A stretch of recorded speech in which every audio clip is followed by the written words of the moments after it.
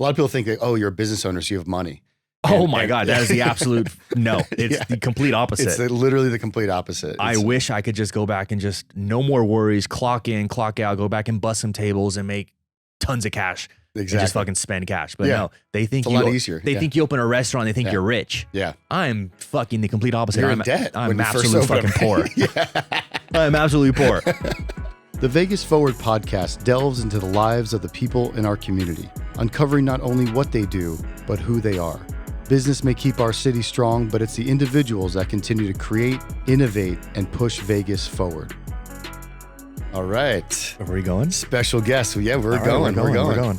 So today we've got on the Vegas Forward podcast, Drew Belcher of UNLOKT, the owner, the founder. There he is. The number one guy. The man, the myth, the legend. Yeah. So Drew, thanks for coming on. Really appreciate it. Yeah, thanks for having me. Super excited to have you on today. So I like to always start off, tell me a little bit about you, your upbringing, where you're from, Sure.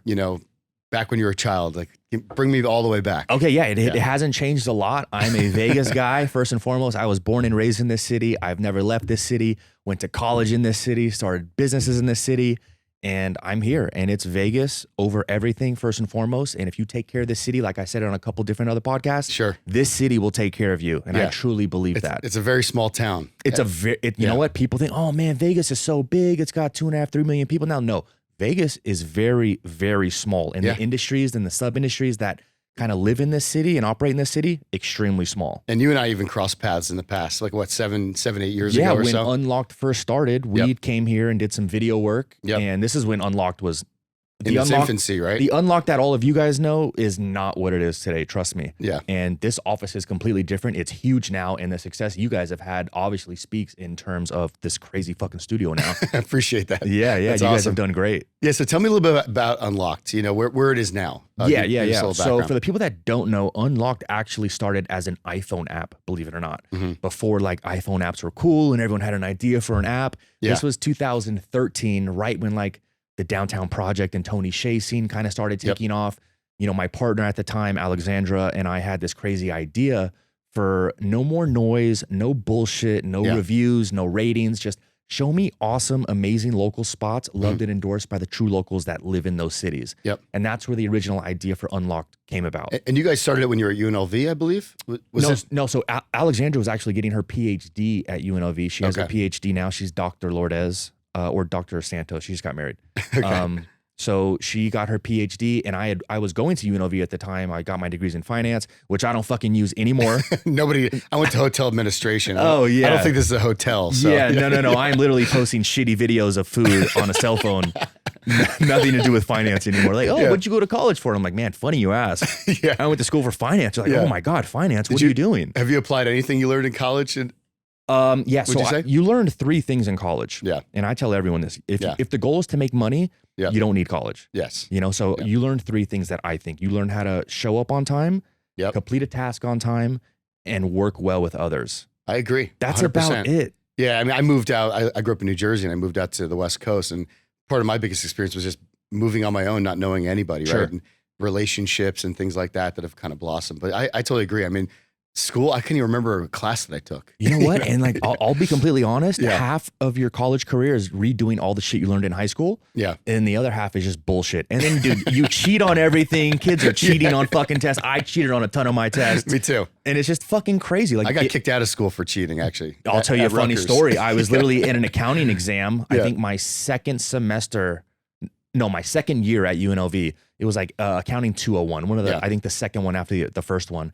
And I didn't know we were doing an exam that day because I was like skipping school and doing dumb shit. Yeah. So in every other seat was the test. So I'm looking at the test next to mine, copying literally like problem for problem. Yeah. And then we get the test back maybe, 2 classes later after they're graded. Sure. On the top of my exam, it says, hey, come see me after class. Oh, great. And then on the next, it was a big auditorium. It was like, I don't know, 100 kids in this exam. Yeah. On the next page, literally it said at the top, this is correct. You did a phenomenal job. But this is the answer for the other test. There was 2 versions of the test that I didn't fucking know. And the one I copied literally fucking verbatim was the wrong answer. How did you get the copy of the test? Or how did you? No, I was cheating from the person next to me. Oh, so gotcha. He had the other version and I had a different version. And it was literally, I wrote out the fucking problem the way he did it. And it was the correct answer. but it was for the other problem. Tests. Oh, yeah. So that's some shady shit the teacher pulled, huh? Oh yeah, I was like, motherfucker, dude, why would you do that? But that's awesome. Yeah, so that's what you really learn in college, and that's what I learned. But again, I joined a fraternity that was great, made some phenomenal connections. But yeah, college was just a big fuck fest. And so you grew up out here, where, in Henderson? What area? Born and raised. I went to Cheyenne High School, which is super hood and ghetto now. Yeah. But great basketball, great football. I played baseball my entire high school career, phenomenal at baseball. Yeah. And then went to UNLV after that, studied finance, and then started posting shitty food photos on my phone and blew up. I got to be honest, I'm envious of what you do. I love food. I grew up in the restaurant business, and even here we've talked about how do we get into that, because it's so much fun. It looks like a lot of fun. It's a blast, but I promise once it becomes a actual job like it has with us and our agency, it's not as fun as you think. Yeah, well, I it's know, not as that fun, life, you know. And it's now like you are in the client service business. I'm sucking in fucking clients all day, getting yelled at. I have emails in the morning like, oh, why is this? We need this posted. I want this posted. What do you think about this? And I'm like, dude, just fucking leave me alone. You know. So let's go back to the beginning of Unlocked. Okay. So you started the company with Alexandra. Yep. It was going to be an app, and tell me about that process and where you made the pivot. Yeah. So it was an app. We launched originally iPhone only on the App Store. Okay. This was before Instagram took off. We just had Facebook. Yep. So we built up to like 10,000 local organic downloads just in Vegas, and it was the beta version. It was phenomenal. Yep. It just wasn't social for users on the app. It was extremely informative. So users can go on the app and get a ton of information. They could see amazing local restaurants, cool happy hours, events. Restaurants could put like cool specials up all in real time. So you could literally see what's happening now in 2 hours, a week from now, like trust me, if we started this now, it'd probably be a fucking huge hit. Yeah. But because you learned along the way. Yeah, we learned a ton, and now we have the leverage with Unlocked and all of our followings. And it was invite only, correct? That was kind of like the unique twist on it versus Yelp. Didn't you have to be invited by someone? Yeah, so you had to be invited on both sides. You had to have an invite link for a user base and invite from a business. So it wasn't just every business going to be on Unlocked. It was literally just amazing local only spots, loved and endorsed by real locals that live in that city. That's awesome. So users could recommend their favorite restaurant or their favorite bar or cafe to be featured on Unlocked. And that's how we kind of built the business roster from Unlocked. Got it. Now, I don't recommend fucking launching an iPhone app to anybody. It's hard. Unless you can like fully write code, keep up with the updates, push out everything. Because Alexandra and I, we knew none of that. Sure. We hired an outside firm to write all the code, push out the app. We had this great fucking idea, but Alexandra and I, we couldn't do it. Yeah. So we had to hire someone. Sure. Now hiring someone is a lot of fucking money. Oh yeah. To launch an app. Oh yeah. Like this isn't like, everyone always asks me, oh man, do you know anyone that writes apps? And I say, hey, look, do you have $100,000 to even get the app launched? Well, thank you for saying that. And they're like, oh no. And I'm like, dude, then don't fucking do it. Well, we build apps, as you know, here. And we call some people that want to build, like, I want to merge Facebook with LinkedIn, and I've got $500. I'm like, dude, like, suck my dick. That's what you tell them. Get out of here. Get on your knees and just suck a dick. Yeah, because it's just a lot of work. It's a ton of fucking work. It's a lot of work for the client. It's a lot of work for us, design, development, planning, and it never ends. So it's continuous. Like you constantly are improving it, updating it. Yep. It's a lot. You have to constantly push out updates. And if you can't write the code and deploy those updates at will, you're going to pay a lot for these developers to do it. Because it's not you're not just paying one guy to do this app. Yeah. That whole team, they have an entire fucking team of designers, front end, back end, coders, PHP, iPhone, native. Yeah. It's server fucking crazy. Yeah. So it was like, oh man, this is a lot of fucking money. And it was cool. But the users couldn't do anything on the app. And now if we had made it social from the beginning, like allowed users to make their, cool list of their favorite spots, follow their friends, see your friends' favorite spots. So now when you go into a city like San Francisco, where I'm not from, I can now pull up some big influencer in that city's cool list of their favorite coffee shops, their favorite date night spots, their favorite, get jerked off under the table at dinner spots, any of that cool shit, and just see, and now share those lists with the other friends. That's when you make it cool, where you're having the users do a lot of the work for you. But for us, it just wasn't social. It was informative, and that's when it's hard to monetize. I mean, there's a billion apps. You know what I mean? You can't monetize it. So our thing was like, oh, we're going to charge these businesses a small fee each month to be on the app. Correct. Also the wrong way to go about it. Yeah. You first have to make something cool to where users want to download and use the app. Yep. And then you'll figure out a way to monetize it later. And that's another thing that a lot of business owners, I mean, when you build an app, the struggle is you have to spend all that money in investing in the app. And then you have to, for free, build up the community and then hopefully start charging. So you got a long, year plus runway of of just expenses, unless you go out and have some sort of connection to raise a couple $1 million. Sure. You know, a lot of people, they want to raise money, but they don't know what they're raising it for. Yeah. Money equates to speed in this market, in any market. Sure. You know, once you raise a lot of money, then you can go out and hire a full team, hire a sales team, pay a full-time developer. Yep. That's what money allows you to do, is now you have the speed to go out and really scale and do something with it. So you guys hit a point where you're like, you know, this isn't worth investing in anymore, or did you try to raise capital, or, you know? No, we never raised capital. We had some people interested, but, you know, Alexandra and I were young. We were like, oh, we want 100% of this thing. Fuck it. We own it. We started. It's our idea. Yeah. And then we honestly started posting. Instagram, it just came out. We had started posting on Instagram, driving people to download the app. Okay. So on Instagram, we started posting pictures of food and cool restaurants. Yep. And the engagement started building and taking off. And we're like, oh my God, this is like, we had built up to like 5,000 followers on Instagram in like a couple months. We're like, oh my God, this is fucking great. Yeah. Then those businesses started reaching out to us and be like, oh my God, would you like to come in and take a picture of our burger and we'll give it to you for free? Yeah. And I was like, fuck yeah, I want to eat a burger for free. You want to give me a burger for free to post on my Instagram? Yeah, no problem. Absolutely. Yeah. And then the engagement continued to build, the following continued to build. And then those same restaurants would reach out and be like, hey, would you like to come in and eat that burger and take a picture? We'll also pay you $200. And I was like, God damn it, we're fucking rich. Yeah, I made it. I'm never working a day in my life again. I'm going to eat for free. I'm making $200 to post this burger. We are fucking rich. And then the agency thing came about as the following and user base continued to grow and grow on Instagram. And then at that point, we just kind of took a back seat with the app. We were like, man, we're focusing so much on the app. It's a lot of fucking money that we're funding. You know, like we didn't have any outside investors. Yeah, it was all us. I was like, man, I just paid these developers $7,000 and they just told me they ran out and need more money. Yeah. Need more money? You haven't sent me anything. Exactly. You know? And it's smart of you to do that though, because a lot of people, I think it's an ego thing too. It's hard to, it's hard to, people think, oh, I failed, but it's not a failure, right? Because look where you are now. I mean, it's an intelligent business decision to pivot essentially, right? Yeah. So you're only going to fail when you decide to quit. Exactly. You know, we didn't fail at UNLOKT. UNLOKT is still a huge fucking brand. I've now taken full control and had full control since 2014. You know, Alexandra now left and now she has, you know, some cool bakery. She's got Cafe Lola, which fucking kills it. You guys have all seen on Instagram. She's got St. Honoré Donuts that crushes it. I mean, go out and support her. We don't speak anymore. I hope she fucking crushes it, but no longer off the back of me anymore. So what's that story? You want to tell that? I mean, yeah. So people may or may not know Alexandra and I dated for a couple years before even starting UNLOKT. Okay. This is another story. I don't recommend starting a fucking business with anyone that you're dating or fucking or romantically involved in at all.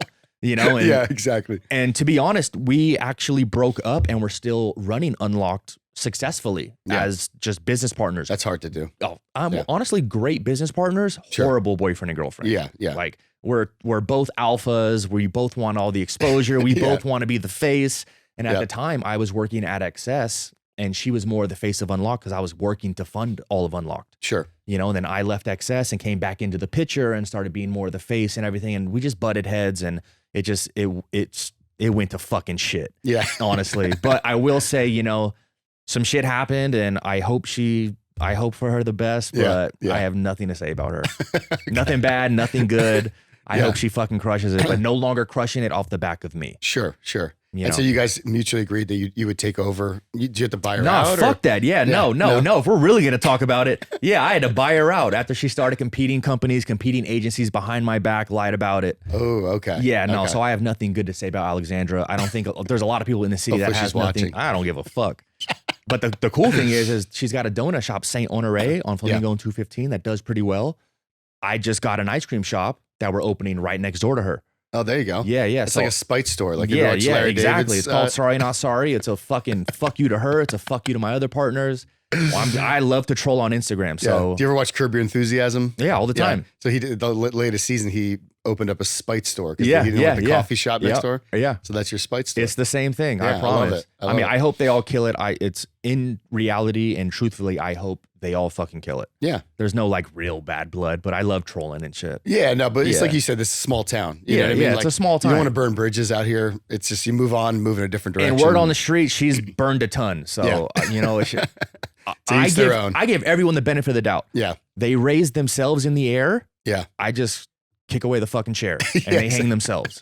You know, so it's just what it is. So tell me about your nightlife, experience. You worked at XS. Tell us about that. Yeah. So when I turned 21, I was still in college. I got a job at Wet Republic. Okay. You know, being 21 years old, making all this money, cash. You know, it was like $80,000 a summer. Oh yeah. In 6 months, all cash, and I'm 21, living at home, no it's bills. Bad combo. I just fucking blew all my money. I was there for 3 years, bought dumb shit, bought a Rolex. I was in California every other week.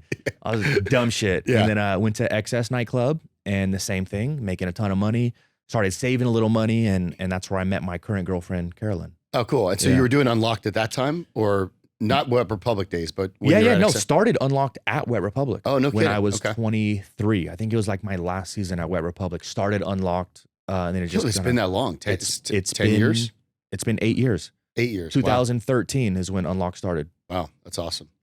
And so with UNLOKT now, you know, you have an agency. Do you have a team of people that work for you? Or? Yeah. We have a team of people that work for us, and this whole foodie game in Vegas has kind of fucking exploded and went crazy. Yeah. So the agency kind of started as UNLOKT started growing, and these businesses started paying us to kind of post their cool content. Yeah.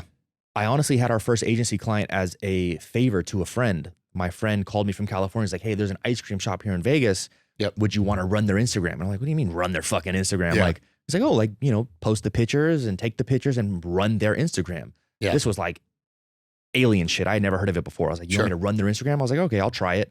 Yeah. Did it, blew it up, grew the following to like over 25,000 organic followers back in 2014. Wow. There was a place called Recess, Italian ice and desserts. They had like the little bear, the soft serve, the cool Italian ices, blew them up. Yeah. And that was our very first client. And now we've steamrolled and now have dozens of clients. So you guys actually managing the Instagram for your clients, or are you just going to their location and shooting videos and content? No, we manage everything. So now we're a full social media agency to where we take the content, edit the content, post the content on their Instagram, their Facebook, their TikToks, and now steamroll it. We do ad buys. We do everything for all of our clients. Very cool. And it's crazy to watch and just food and beverage. Yeah. You know, we're not competing or anything. No. But strictly restaurants. Yeah. And if you're not creating content on your cell phone in this market and reaching those potential consumers on the devices that live on that cell phone, TikTok, Instagram, Facebook, you don't fucking exist 100%. As a restaurant. Yeah. You know, a lot of people, they want to be in the magazines and be on the news. Nobody reads that shit anymore. No. You know, they want to pay these middlemen and third-party PR companies to get them on news or on the radio or in their magazine. Sure. You don't need any of that. Yeah. You don't even need us as an agency. You just, if you can create the cool content yourself, run some ads, you'll fucking win every single time. Yeah. It's so funny because a lot of restaurants don't put a lot of attention into their digital presence, which I never really makes sense. And one thing that always frustrates me, because I come from primarily a web dev background, right? And so you go to you scan the QR code and you get this like PDF download, and like, why is it you think a lot of restaurant owners don't invest in technology or digital advertising? Like, what are your thoughts on that? Yeah, so a lot of them are older. Okay. You know, for the most part, a lot of restaurant owners have been doing it for so long. They're older. You know, their whole mantra is, oh, I've never had to pay for advertising. I've never paid for this. I just gotta make good food. Or word of mouth. And I'm like, dude, if you're living on word of mouth now in today's market, you're going to fucking die. Yeah. It may not be this year, next year, you may survive. But as your current consumer, that base exit out of the marketplace, meaning they fucking die off because they're just getting older. Sure. You're going to die with them. Yeah. You know, it's literally, you have these little cool pizza shops, taco shops, ice cream shops, literally just crushing it off the back of Instagram and Facebook. Yeah. And I see a lot of people just like relying on strictly Yelp, right? Oh my God. That's another thing. Yelp fucking sucks, dude. Look, I don't need to read someone's fucking review or their experience, 4 paragraphs or their fucking 3 stars. No one fucking cares. Just, hey, was it good or not? That's it. Yeah, exactly. It's so funny because I follow some of the other people that do similar stuff to you. Like, sure. I love to cook and I love to eat, sure. right? As you can tell. But and it's just engaging content. Like, I'll sit there and be like, why did I watch a 30-second clip of someone cheese being pulled off of a pizza? But you do. It sucks you in. It's literally a battle of attention through squares. Like, how can you gain and grab someone's attention as they're scrolling on Instagram with just squares? Yeah. Food, we're so spoiled with our food and beverage agencies because food is the most viral and engaging aspect on all of social media. 100%. Yeah. You know, so like we started TikTok maybe a little over a year ago, and UNLOKT's TikTok already has like 1.2 million fucking followers. Wow. And you're at like almost 400,000, right, for Instagram? Yeah. So Instagram, the algorithm with Instagram fucking sucks lately, obviously, but those are all organic, natural, and they're all in Vegas, which is crazy. Yeah. You know, so to have 300,000 followers is fucking amazing. You're considered a big account. So you'll manage their Instagram, their social accounts, but then you also take that content and put it on the UNLOKT. You caught it. You fucking caught it. Yeah. That's another big dirty secret that no one wants to talk about. Half the shit you see on all these big foodie pages in Vegas, LA, New York, wherever they are, it's all bullshit. Yeah. It's all us posting content from our clients. Because Correct. the only way for a foodie to make money on Instagram is you have to run accounts. Yeah. You know, we're not like big YouTubers or big individual TikTokers where you're getting paid in sponsored content.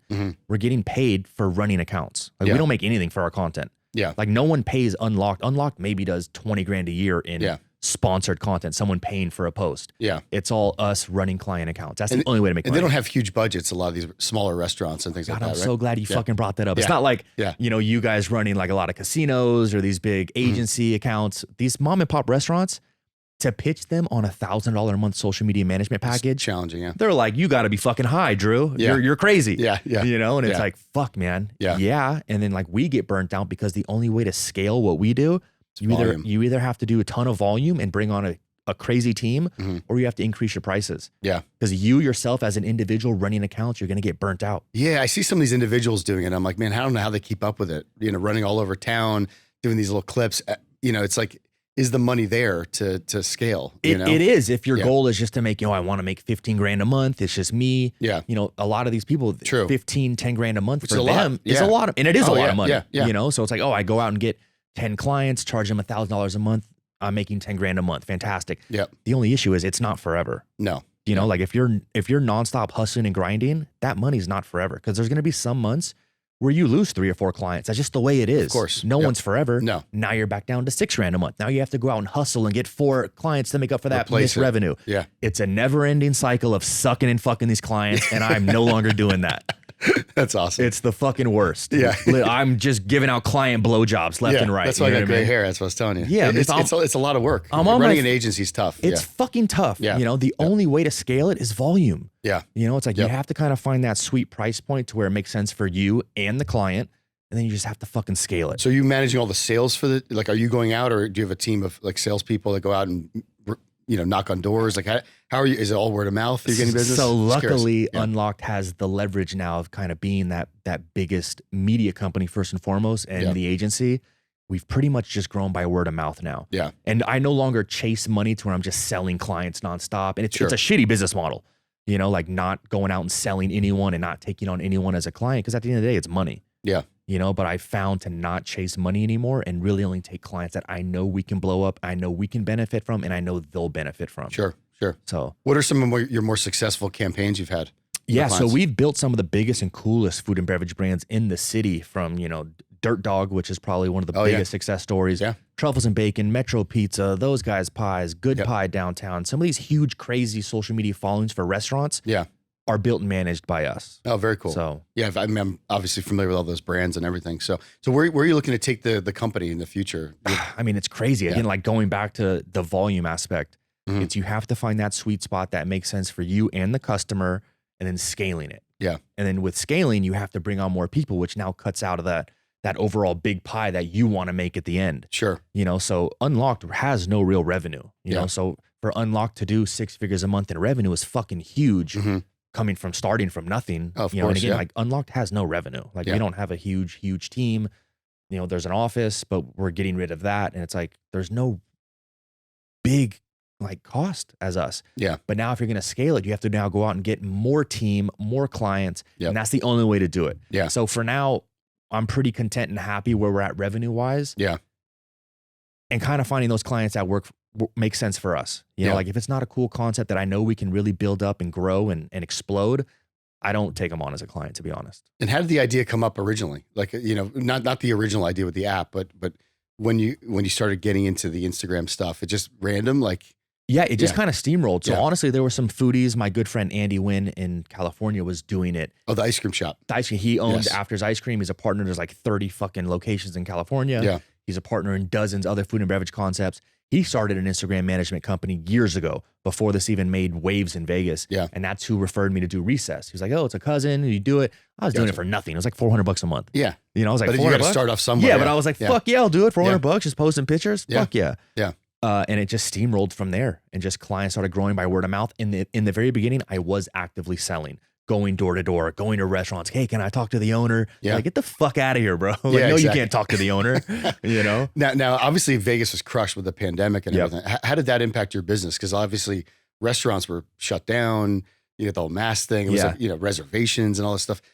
How did it impact UNLOKT? You know? Yeah. So honestly, UNLOKT did drop in revenue. Yeah. It's crazy because 2019 was our best year ever. Yeah. Absolute just exponential exploding growth from 2018 and 17.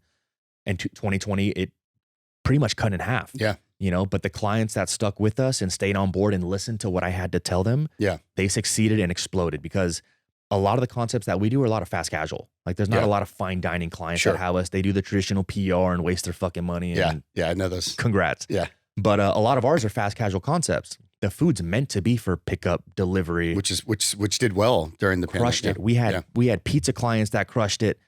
Hot dog concepts that crushed it, even ice cream concepts that absolutely just fucking crushed it, because it's delivery only, and that food is made for delivery, and it already does well for delivery. Yeah. So the ones that listened to me, stuck with the program, had some faith, they crushed it.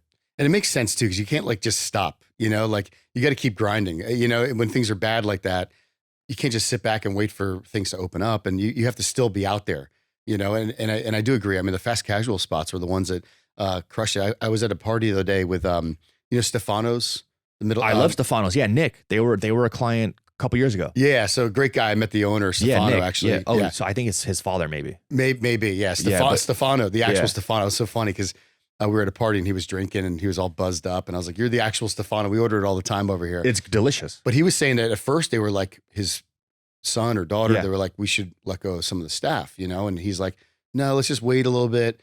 And then he told me that they tripled in business during the pandemic because their type of business, the fast casual style, people are already doing pickups and deliveries and all kinds of stuff. So yeah, they killed it, you know. So the market you're going after, you know, definitely wasn't as impacted, I think, correct? No, absolutely correct. I mean, so there were some clients that were like, look, when something like that happens where they're losing a lot of money, the first place they look to cut costs is marketing. Yeah. You know, they don't realize that it's a necessity in today's market. Sure. It's no longer, oh man, I need to see an ROI for social media marketing. It's a necessity. Yeah. It's literally, I asked them, what's the ROI, and the guy washing the dishes in the back. Yeah. And they're like, oh, nothing. You know, it's just something we have to pay. And it's like, it's the same for social media management in today's market. If you're not doing it, you either have to pay someone to do it or you do not fucking exist. Yeah. It's 100%. It's the only way to stay relevant in today's market. Yeah, and you're like a ghost if you're not on there. I mean, you don't fucking exist. Yeah. Like if you're not on TikTok and Instagram and Facebook continually pumping out content, especially food, man. Food is so fucking engaging and the easiest way to grow a following. 100%.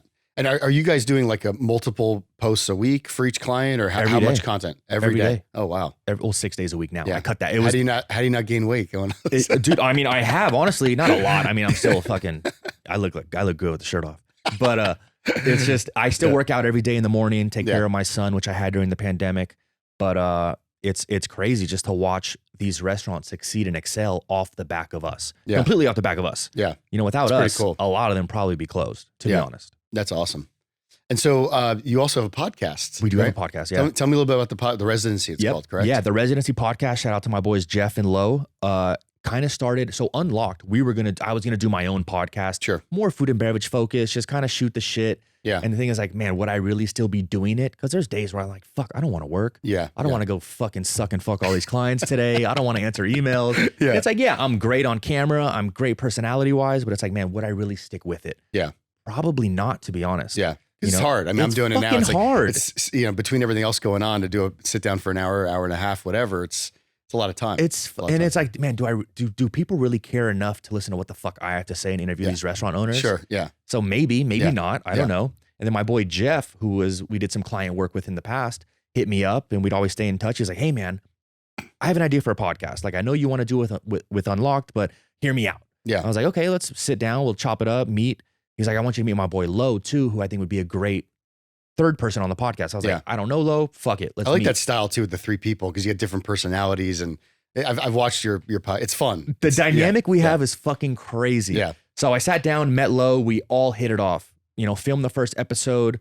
Everything went the first episode was fucking horrible, which we talked about. It never made it on air because we didn't know what we were doing with the audio, and had a great guest, Brian Axelrod.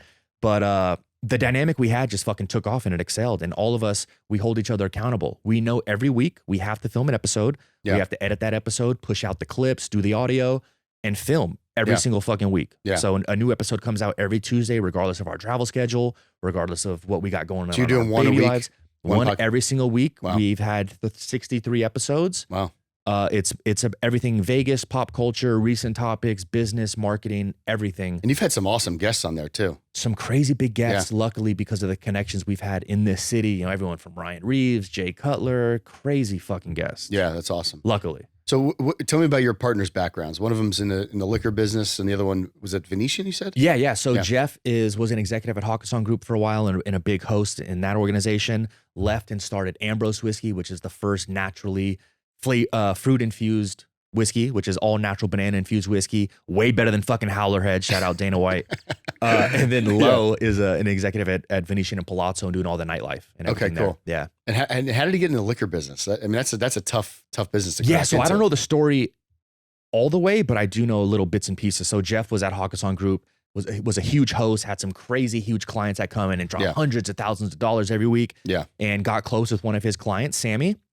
Shout out to Sammy. And they had an idea for a liquor company, and Sammy went to school. He's like an actual fucking chemist. Oh, wow. Okay. Like, he's not a party guy. He's not a fucking douchebag like me. Yeah. He's an actual like fucking chemist. Yeah. So they have this crazy facility out in Henderson with these huge distilleries, these huge vats and these huge processes and bottling machines. And they figured out a way to build this machine that naturally infuses real bananas into their whiskey. And it's the best tasting banana whiskey. Well, I think it's one of the only banana whiskeys on the market, but it's a real banana flavor. Is it sold nationally or just locally? I think it's just on the West Coast right now, but it's huge. It's everywhere in Vegas, and they just made some big moves that I don't think I should be able to talk about, but they just did some big moves, and I think they'll be taking it national very soon here. No, very cool. Yeah. And your other partner, what does he do as an executive? So Lo handles all the nightlife bars like Electra, all the cocktail bars, fucking crushes it. And he's also an entrepreneur. He's got a restaurant opening here in Vegas called Crust and Row, which is a pizza and pie concept, which is actually pretty cool. So cool craft pizzas, craft pies, and they'll be opening up here soon as well. Yeah. That's pretty cool. Yeah. So do you have any aspirations of getting into the restaurant business at all, or do you just enjoy the marketing side of things? No. So we have an ice cream shop opening called Sorry Not Sorry on Flamingo and 215 right next to Alexandria St. Honore Donuts. That's right, yeah. Yeah, so that'll be cool to kind of watch and excel what I do from a marketing standpoint, now put it into real life. Because I've done it before with other concepts. I was also a part of a previous ice cream concept called CJ's, Italian Ice and Custard. Oh, yeah. Blew that up to 120,000 followers, 4 locations, and it only took me a year to do it. Yeah. And had a blast. What's the ice cream concept? So our ice cream concept, Sorry Not Sorry, will be premium, handcrafted, small batch ice cream made with the highest quality dairy from Scott's Brothers in Chino Hills, California. All the big players use Scott's Brothers. Yeah. Everyone from Salt and Straw, Ample Hills. It's, I think, arguably the best dairy in the United States by far. People in Wisconsin will say otherwise, but this is the best dairy by far. It'll be made with premium mix-ins that we bake all in-house, all the cakes, the cookies, the candies. We're doing 18% butterfat, which is the highest butterfat you can legally use and call it ice cream. Anything higher is custard. Okay. Low overrun. It is a premium quality in all aspects of premium quality ice cream. And are you part of every step in the process, like planning it? I mean, this is my concept. Who's making the ice cream? Like, so we have a facility in Orange County that we make all the ice cream. No way. No, this is not no co-packed shit. This is this is all us in-house. This is not no thrifty ice cream bullshit that we're just selling and calling it premium. And do you have partners in it? I do. So I have my boy Tim Dang, who's a fucking icon, partner in Seven Leaves, partner in Hello Kitty Cafe. Oh, Seven Leaves. I have one near my house. Operating fucking madman. And then my brother Kevin Whelan as well, who's my partner in everything that I do. Oh, that's cool. Yeah. So are you like who's making the ingredient, like the... Do you have a chef or like? Yeah. We have a full ice cream team in Orange County that makes it all. Oh, wow. Yeah. I mean, it's all cool. Our flavor creations, and we sit there and do tons of flavor tastings and watch them make it. We pick out the dairy that we wanted, tested all the different dairies. I honestly wanted to use Anderson Dairy. Yeah. Being from Vegas, born and raised in Vegas, Anderson being here in Vegas. But just the quality wasn't there? It's not even fucking close. Yeah. I'll be honest. Well, that's the concept, is have high quality, small batch. To be honest, the concept is Vegas. Yeah. This is for Vegas guys, for the city of Vegas. This is our ice cream shop for our city, the flavors that we wanted to create. This is literally for the city of Vegas. And I wanted to use a Vegas dairy. Unfortunately, it's not even fucking close quality wise. So where's the location when you guys open it up? So it's Flamingo and 215. Construction is currently underway. It's about another 30 days out. So probably 60 days out. Yeah, of course. Especially right now, right? Especially contractors. Right now. Yeah. We have the window clings up. The sign is getting installed in 2 weeks. And then we'll start training and hopefully opening in first midweek August. Oh, very cool. Yeah. That's awesome. Let's check it out. It'll be great. I'm sure you guys are going to kill it on social though. It's already crushing it. Yeah. We've already built it up. It's already got, I think 7,000 followers, but it's been growing. How big of a spot is it? It's 1,200 square feet. Oh, yeah. Perfect. Yeah. It was the original rolled ice cream shop. on Flamingo and 215 that crushed it. Yeah. But we're taking over that spot. Full gut, full build out. It'll be beautiful. And is your goal to open up multiple locations over time, or have you? Yeah. Not So we currently looking at 3 other locations to do that. Okay. And then Southern California, Arizona, and Utah next, and then maybe look into franchising it. But for now, we want to do 10 to 15 of our own, and then we'll touch that road when it gets here. Who's handling all like the decor and like the design? Us. Oh wow. Yeah. Cool. This is all us. Nice. This I'm is terrible all with us. that kind of shit. Oh yeah, we're the worst too. But we just sit down, figure it out, right? Yeah. Yeah. That's awesome. So let's talk about Vegas a little bit, because you know, where do you see the city going? Obviously, we went through a traumatic time, right? Sure. And now things are starting to really pick up. Yep. Where do you see the city in 5 to 10 years? And what do you love about living here? I just want to hear about. Dude, this city is fucking insane. I mean, being born and raised here, how long have you been here? 2002. Oh, so you're pretty much from here too. Yeah, you're from here. Yep.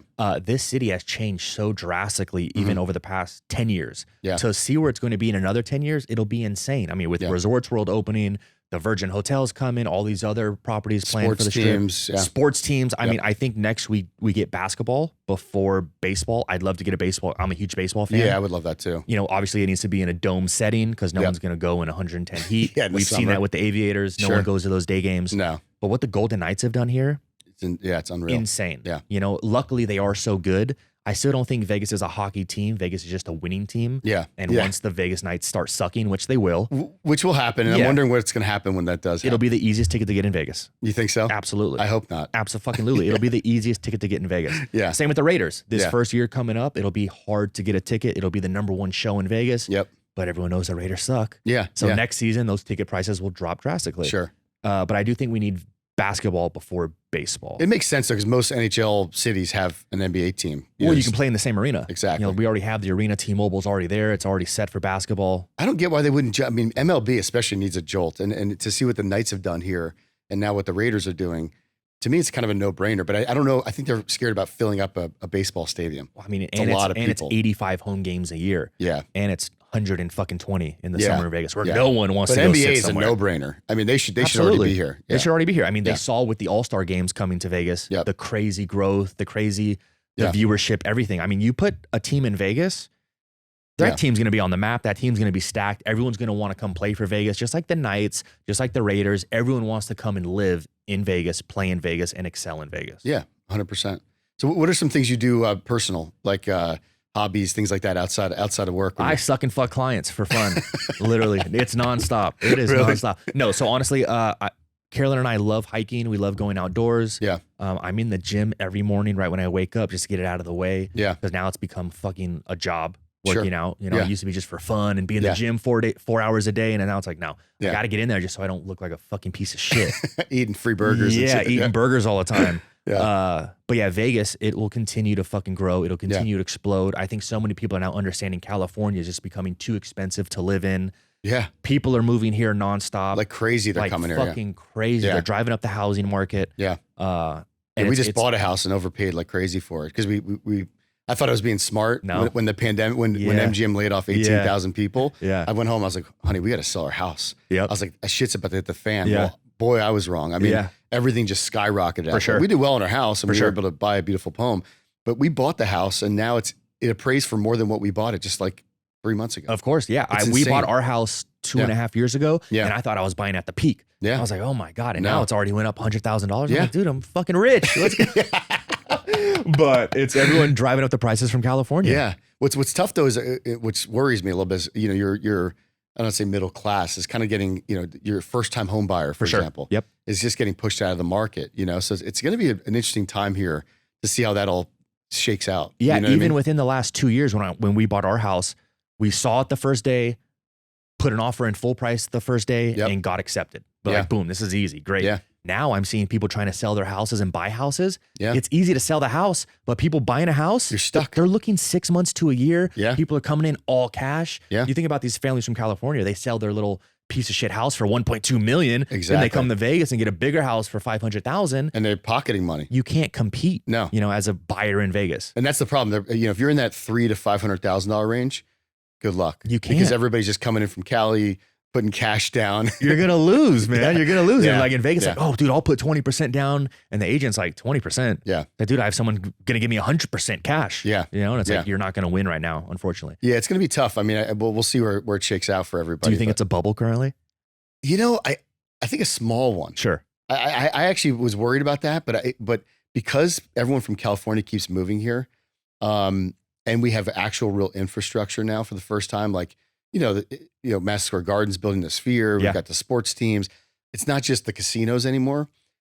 And I think if you buy in the right area, you'll be okay. But I can see things kind of settling down once rates go up, probably, you know what I mean? But I don't know if it's not going to be like 2008. I thought it would be. I mean, everyone did during the pandemic. Like, oh man, shit's going to hit the fucking fan. Well, we'll see. I mean, when people, I think there's still that, what do they call it? Moratorium for, sure. Yeah. Maybe something will happen then, but I don't know. I think the days of cheap homes in Vegas is over. It's over. Yeah. It's absolutely fucking over. Yeah. I promise. Which is rough, for a lot of people, but I have a lot of people like, man, if I sell my house, I can make all kinds of money. But then you can't, then you got to dump all that money back into another house. Yeah, you got to do a 1031 exchange. You're going to pay all the fucking taxes. You got to go immediately and buy another fucking home. Exactly. And then with that extra money, of course, everyone wants to now go buy a bigger fucking house. I want to get a nicer car. And then it's like you're back in the same fucking position you were. Yeah, 100%. Take it from me, folks. Don't do that. Yeah, exactly. Don't do it. Because like the whole American thing is the more you make, the more you spend. And it's so fucking true. Yeah. Listen to me. Yeah. Don't do that. Yeah. We all made that mistake. Don't fucking do it. I was in the nightclub business too in my 20s. And I thought I had all this money and I was going on bottle service. Yeah. And all I did was rack up credit card debt and took I was there. I was there. I think I had like 18,000 in credit card debt when I was 21. Just like swipe away. Dude. It's not even real. This isn't real money. It's a piece of plastic. Just swipe away. Swipe away. Yeah. And then you're paying for it in your 30s. Oh, right? Yeah. Then you get up to like, it's 16% interest. Like, what the fuck? Exactly. It's crazy. But that's the world we live in that I had to get out of that business because it was just like not good. Absolutely. Drinking for a living and out 6-7 nights a week. And like it's good money. Yeah. But as you start aging and becoming older, that same money isn't as good once you start, reaching your 30s and have a family. You're making the same you were fucking when you were 21. But for me, like I called that my college education because like I worked for Light Group. They're a great company. Were right? Shout out to Andy Massey. I know. What a legend. I know. He is a legend. Andy and I used to have meetings. Andy's one of the guys on this planet that I still get nervous if I see him. I'm the same way. Yeah. And I dwarf fucking Andy. I'm way bigger, but Andy loves UNLOKT. Click Hospitality, his new hospitality company, is one of our bigger clients. And dude, I look up to that guy so fucking much. Yeah. It is crazy. I've always wanted to get him on here, but to this day, I think I'd be sweating. And oh my God. I honestly wouldn't have him on our podcast. I'd be so intimidated. But as you continue to talk to him, he's the nicest fucking guy. Oh, I mean, I learned a ton from him. He helped me out through some issues, all kinds of stuff. I mean, great guy. But I learned so much working for those guys because they're tough, but tough's not the word. They it's expect like, dude, excellence. Yeah. Oh yeah. And I remember him interviewing me and he was like, I was a flyer guy, started off a 2-for-1 drink, handing out coupons and shit for Mist at Treasure Island. Oh my God, back in the day. And then one day I was doing a good job and he said, hey, I want to make you director of marketing. And I was like, well, what's my role? Like, what do I do? He's like, make me fucking money. Make me fucking money. That's such an Andy thing to say. Yeah. And I was like, I left and I was like, I don't know what the fuck I'm doing. But, and then I did it and I moved over to Caramel. Yep. But going to college, going back to that, I went to good schools. I went to Rutgers and Arizona and I transferred to UNLV, never graduated, but didn't learn shit. It's overrated. Yeah. Overrated. Nothing. I learned everything, most of it at Light Group and then making relationships, which then when I started at Adlava, I had contacts just like you to then say, hey, can I do a website for you for $800? That's how I started. Yeah. No money, no nothing, and just kind of built it over time. But it's interesting talking to people like yourself that had similar backgrounds, like Alex did too. So much comes out of that nightlife experience, which is interesting. It's all the connections, man. I've met so many of my close friends and people that we do business with from the nightlife industry. This city, like we said, is not big. Yeah. It is a very, very small, close-knit community. Yeah. And I'm lucky that we live here and I'm able to do our businesses here. And like I say always, if you take care of the city will take care of you. Yeah.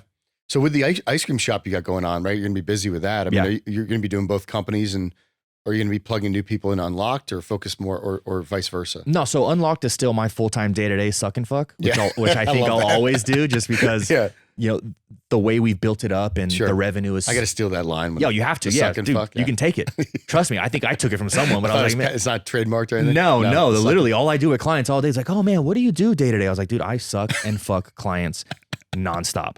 I got to suck off the ones that we currently have and I got to go and fuck new ones, That is the best. Oh man. But awesome. I'll probably always continue to have UNLOKT and grow UNLOKT. And if that time comes, I do have people with UNLOKT that I can put into bigger positions and ask them to step up, and they'd be more than happy to. Yeah. You know, are you looking to expand in other cities? Or I mean, there's a lot of logistics doing that, right? Dude, it's so hard it's so hard to scale out of state with this concept because you also have other foodies in the other markets doing the same thing you are, having an agency. And then it becomes a thing of everyone wants to undercut everyone to get and win that business. Yeah. And it's a nonstop cycle of just headaches doing that. You know, it's the same thing here in Vegas. You know, like for us to go out and pitch a service, that restaurant owner's like, oh man, well, I just got pitched by some other little foodie at foodie food on Instagram that wants to now charge me $200 to run my Instagram. Yeah, that's the problem. Because they have no clients. They probably have a little job that they're doing. They probably live at home with their parents. Or it's a one-man show. Yeah, you know, and it's like, I can't compete with that. Yeah. You know, I'll always win a pitch. Yeah. I don't think I've ever lost a client pitch. I may lose that client because of the price. Yeah. But the pitch, no one's beating me in the pitch. That's how we are in a sense, not to sound arrogant, but I've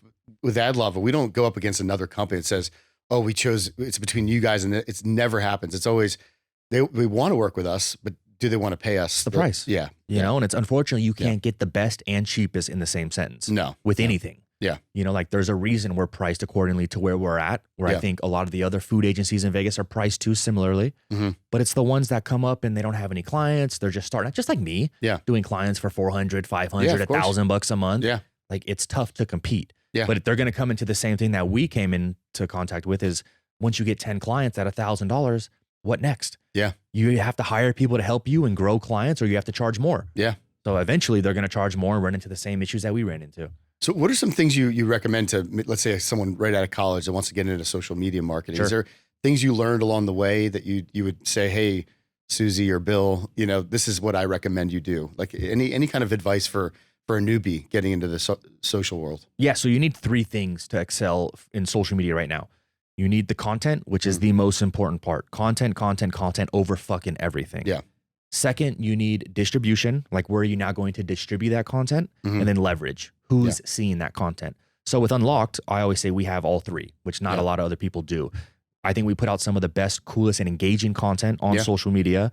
We now have the distribution to distribute that content to now hundreds of thousands of followers. Oh yeah. But then the leverage. So again, it's cool to have 300,000 followers, but if those 300,000 followers are spread out from Ohio and Florida, I don't give a fuck if Bob from Ohio sees my content because Bob from Ohio isn't going to go to any of our clients to eat food. So the leverage, we now have the leverage. So all 370,000 of those followers, they're all in Vegas.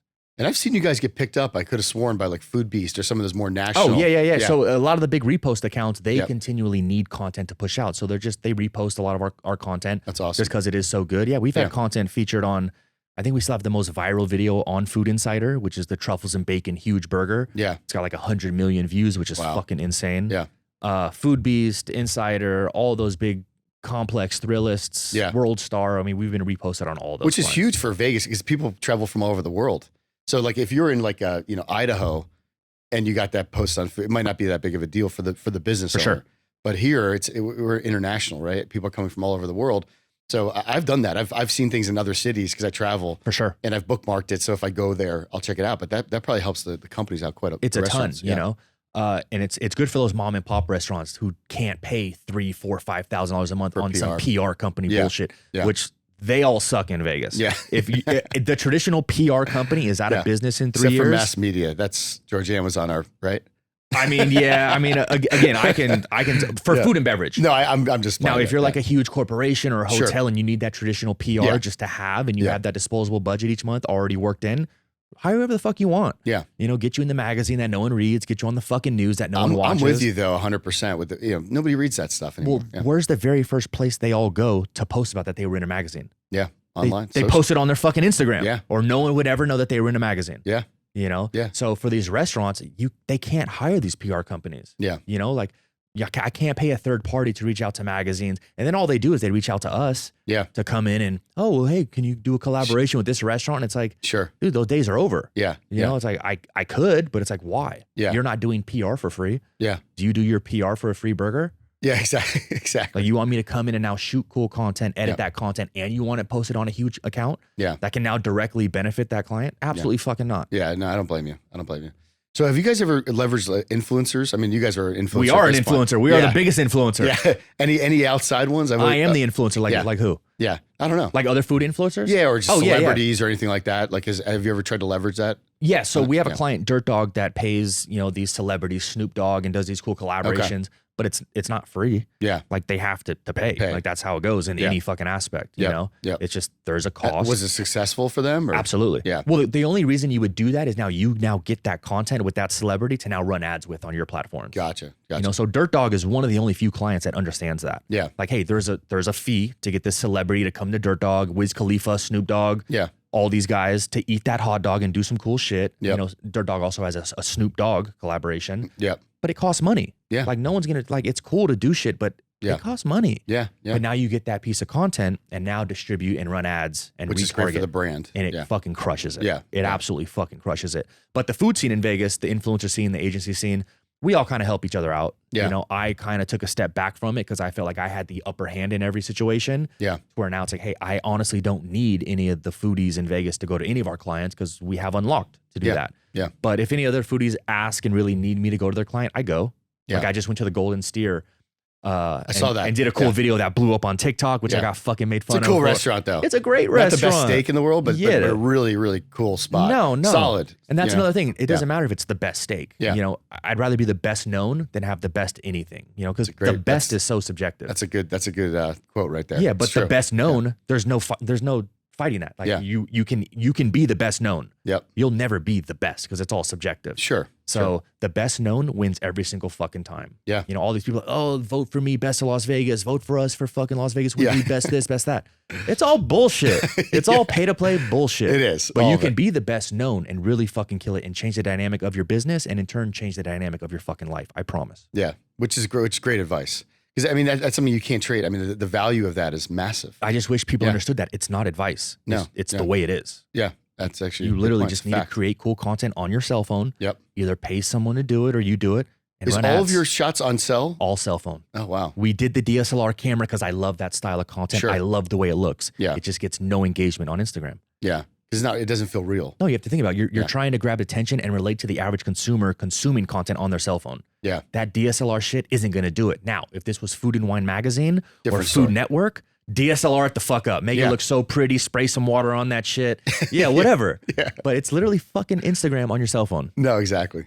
No, I mean, the cameras are so good on the phone anyway these days. It's they shoot 4K 60. Yeah. Absolutely. That's all you need. Yep. So you did tell me, just not to jump too far, but back to the podcast. So you guys got a new studio, which is pretty exciting. So I can't announce it entirely, but we did just sign a deal with an astronomical big company. Yeah. And we'll be now building out a new studio that should be done in a couple weeks, and it'll be a great deal. It's great for them. It's fucking really great for us. That's so cool. And yeah. I'm really excited to get that announced probably in the next couple weeks. And you got any big guests coming on or? Yeah. So we have confirmed, we have Darren Waller from the Raiders, tight end for the Raiders. He's confirmed he's going to come on. We're back and forth with Floyd Mayweather, but that's cool. Like it's a couple hours before he can cancel at any time. We've been in talks with Devin Haney, the other boxer who just had a fight here at Mandalay Bay. Okay. So honestly, moving forward, we haven't had a ton of guests recently because we've been trying to do this deal and get it all solidified and legalities with this whole deal with all the insurances and get everything set with their legal team. Corporate is a whole different They needed this entire packet filled out, background, like crazy shit, you know? Yep. But we do have some big guests coming on board with that. Where are you guys looking to take the podcast? I mean, it started off as a kind of more fun passion project. Yeah, started out as kind of just doing it as a joke. And, our whole goal was, we want to be a nationally ranked podcast within a year. Yeah. We did that in the first couple months. We've been ranked in the top 15 on Apple many times. Wow. We don't know where it's going to go. We're just kind of having fun. You never really know. Yeah. Yeah. So I don't know what the hell I'm doing. So yeah, but we've always said you can't do your 50th without doing your first. Oh, 100%. Because the first 10 are going to fucking suck dick. Oh Royally. yeah. Like we didn't even air our first episode like we talked about. Yeah. But you can never do your 50th without doing your first. And now's the time. Start that fucking Instagram page. Yep. Start the blog. Start that website. Start your little YouTube. Start the TikTok. And if you stay consistent for 6 months to a year and look back, you will drastically improve in every aspect of that platform. Oh, 100%. But no one wants to start from scratch. You're like, I have no followers. I have nothing. Well, that's the part. It takes time. I mean, you got to put the effort in, and it just takes time to build it. You know? Everyone wants the now. They didn't see the before. Yeah. They didn't see me when I was fucking, bussing tables in fucking XS when UNLOKT was making $1,000 a month. Yep. They didn't see any of that. They see now. They see the house. They see the cars. They see all this. new business ventures. They didn't Sure. see the struggle. They didn't see none of that shit. It's funny. That's the common theme from everyone I've interviewed, because everyone I've had on successful local business owners, Yeah. right? And all of them, like Alex Lee, for example, from Foodie Fit, you know, he was making $100,000 a year or something like that, Yep. bartending. Yeah. Took a $12 an hour job because he liked the industry. Yeah. And then it catapulted the rest of his career, right? I was making money, made peanuts. I had to put all my shit on a credit card just to survive. My only goal at the beginning was to pay my car bill, right? Like and so, you have to to be an entrepreneur is tough. It's exhausting and it's never ending. And it's a constant struggle. It never really ends, right? It never does. And I'll be honest. Yeah. I don't recommend it for anybody. Yeah.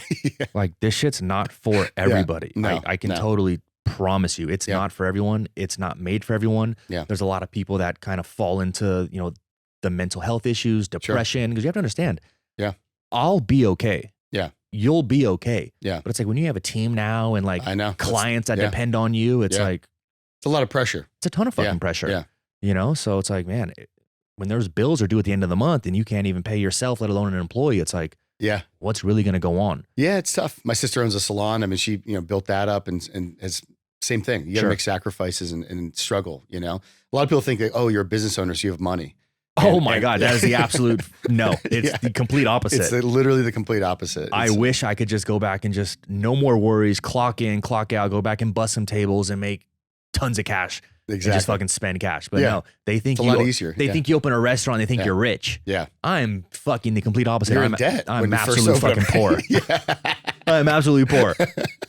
Well, once you open up a restaurant, all the overhead of just the build out, contractors, and you haven't even sold one ice cream cone. You know what I mean? So it's like, it takes a while. And ice cream is not like it's a volume business, right? It is a volume business. So I'll be honest, the margins are astronomical. Yeah. Dessert is fucking crazy. It's like heroin, it's like literally selling legal heroin. Yeah. But again, it's like you open one, you're not doing well until you open 5, 6, 7. Correct. And again, it's like you have to hire a full team to take care of that business and run that business for you to have a chance to step away and do something with the business. Yeah. If you just want to be your own boss and work 9 to 5 for yourself and live that American dream, by all means. Yeah. But you're going to work yourself to death and you'll never be fucking rich. Yeah. Yeah. Whatever your definition of rich is. Sure. At the end of the day, a lot of people say money isn't everything. And it's part of it. Well, no, I disagree with that completely. Money is the only thing. Yeah. Yeah. Like people forget, because I chased money for so long. Mm-hmm. I no longer do that, but money is everything. Yeah. It's literally the fucking only thing. Without it, my son doesn't eat. Exactly. Like without it, you don't have this office. You don't have anything. Yeah. So if I don't take care of myself first and focus on Drew, my family doesn't eat. Yeah. So I no longer go out and try to chase so much money, but again, it's still everything.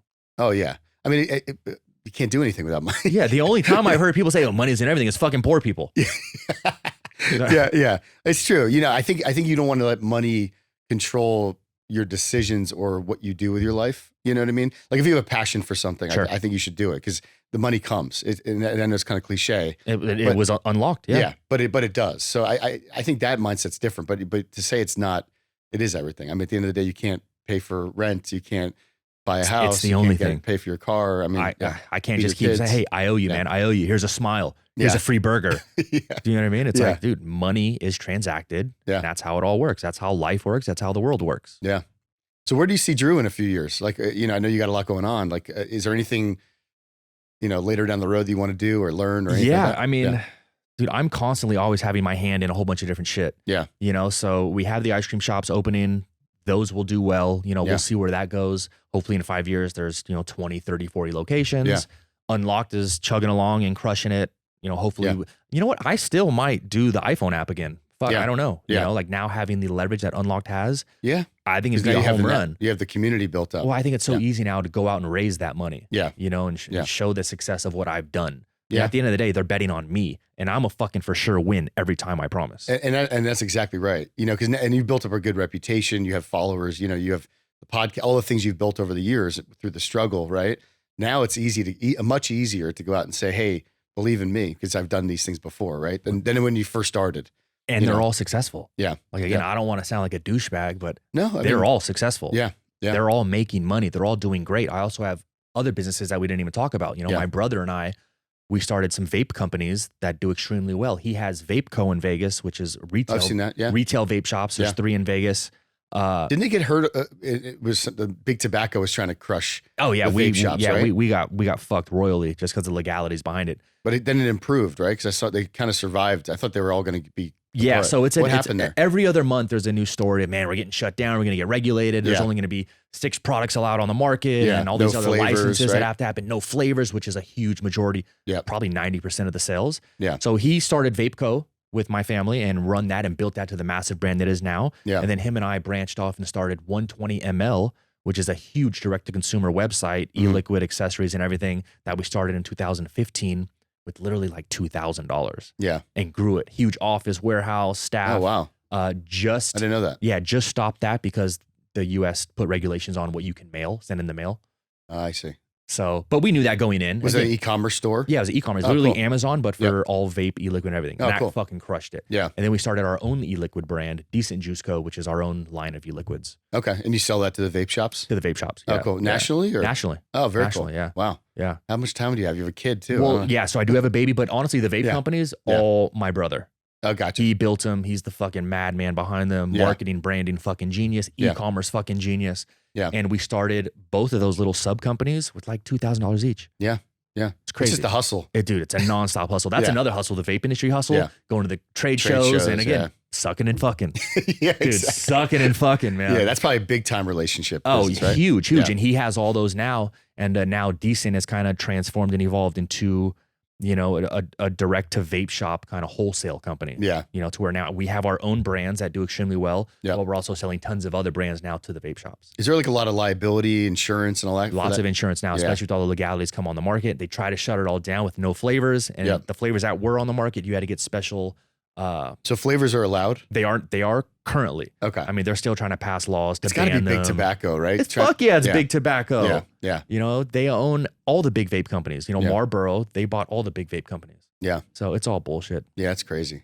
It's sad that they do that shit to small business. There's so many upstart businesses in town, and you've seen some of them shut down, but some survived it.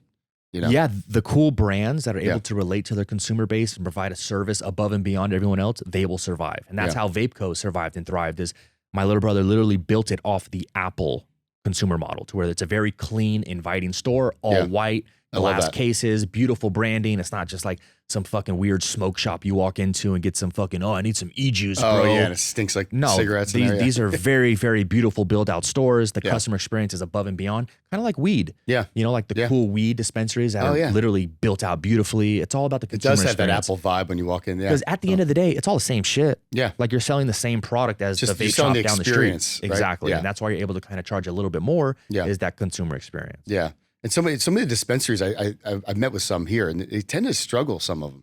Like, I guess because they're getting squeezed, right, on the margins and stuff, and the competition. Like, what is it? So I have some friends in that industry as well, and it's just like the vape industry. It's now you have to sell everyone else's product, but the only way to really make up the margins is now you have to manufacture your own product. Yep. So a lot of these dispensaries now, they have their own little small grow operations, to where now they're growing flower, they're distilling flower, they're doing the disposables, they're doing the edibles all in-house and selling it under a different brand name just to make up for those missed margins, because that's the only way to really kill it in the dispensary now, because now everyone can get a license for a dispensary. You know, if you're a single mom, you can apply for a license. Like, oh my God, a single mom business owner, boom, here's a license, you know? Yeah. And then you're just selling everyone else's fucking weed, and it's just like a 7-Eleven or a vape shop or anything else.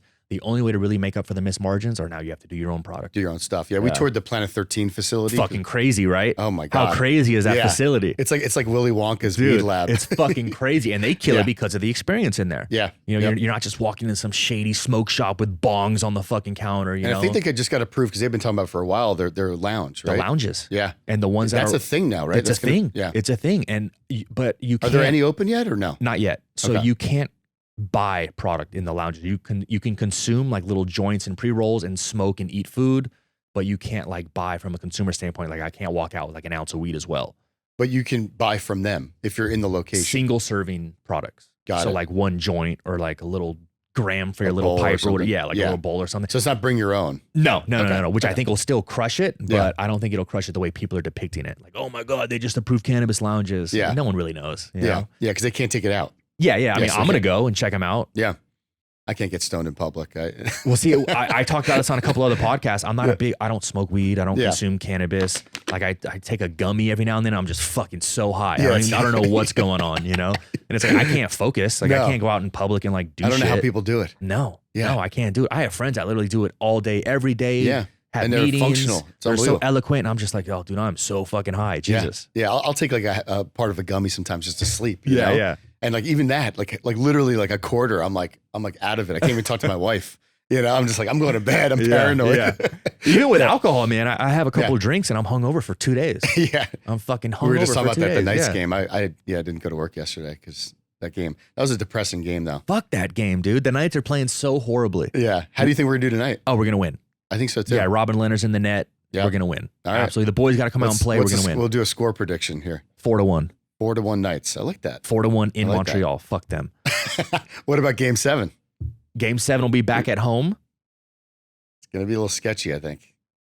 I just hope we win that game. I know, me too. You know? So yeah, me too. That's it. Awesome, man. Well, thanks for coming down. Dude, thank you for having me. This was a fucking blast. Awesome. Yeah. And where can people find you? I know you got Unlocked, the ice cream shop. Yeah. So you can find, I'm at Drew Belcher, but I'm just the dad posting shit of his kid. At Unlocked, UNLOKT, and then our ice cream shop opening at Sorry Not Sorry Creamery. How'd that name come up, by the way, before we end?